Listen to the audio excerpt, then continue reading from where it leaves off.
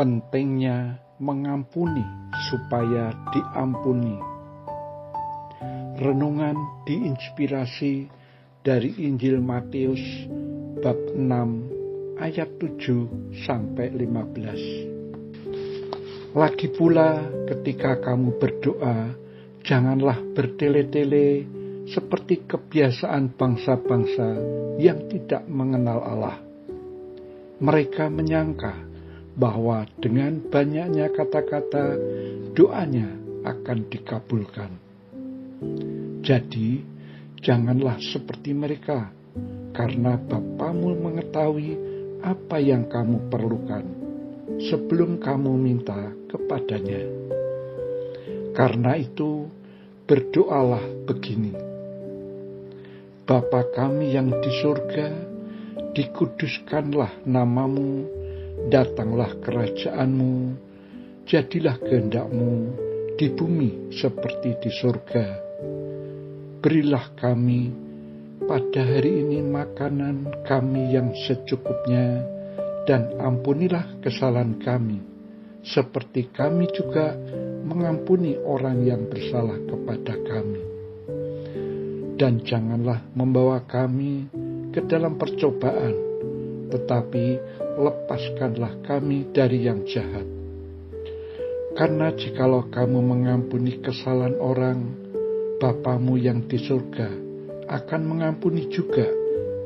Namun jikalau kamu tidak mengampuni orang, Bapamu juga tidak akan mengampuni kesalahanmu. Demikianlah sabda Tuhan. Terpujilah Kristus. Yesus dikenal sebagai pendoa yang menjalin relasi akrab dengan Bapa di surga. Doa Bapa kami yang diajarkan Yesus dapat dibagi menjadi dua bagian. Bagian pertama, memuliakan nama Tuhan, menantikan datangnya kerajaan Allah, serta terjadilah kehendak-Nya.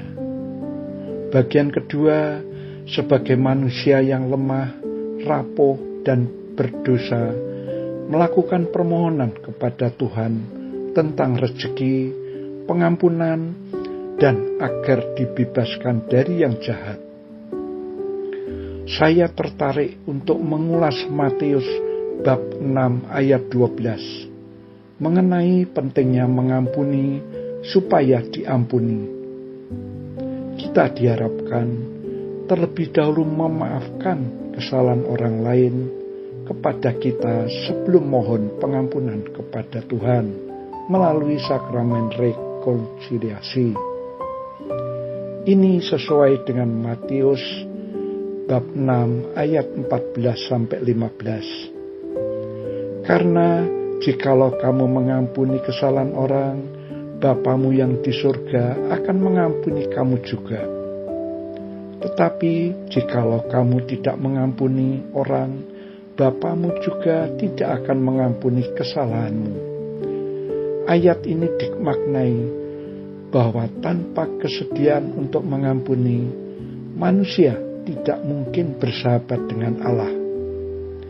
Supaya manusia mendapat pengampunan Allah, manusia wajib mengampuni sesama terlebih dahulu.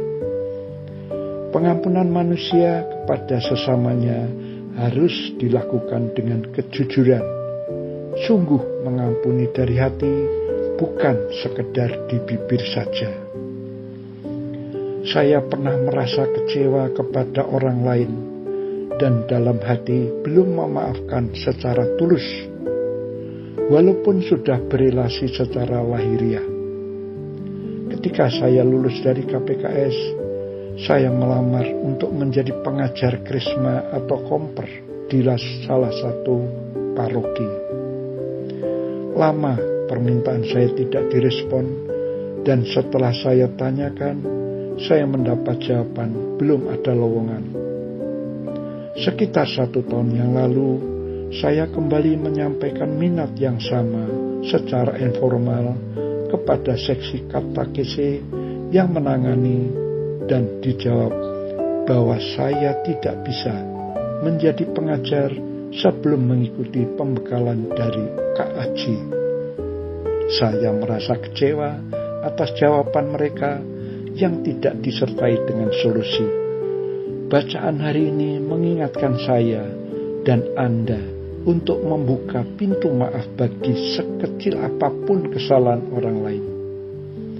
Kita memaafkan, mengampuni pun harus dengan tulus dari hati, agar kita bisa mendapatkan pengampunan dari Tuhan.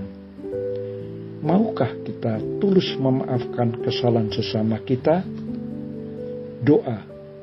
Bapa yang Maha Rahim, ajarilah kami untuk terbuka kepada Engkau. Bantulah kami dengan kuasa Roh-Mu agar mampu menyembuhkan rasa kecewa dan rasa dendam.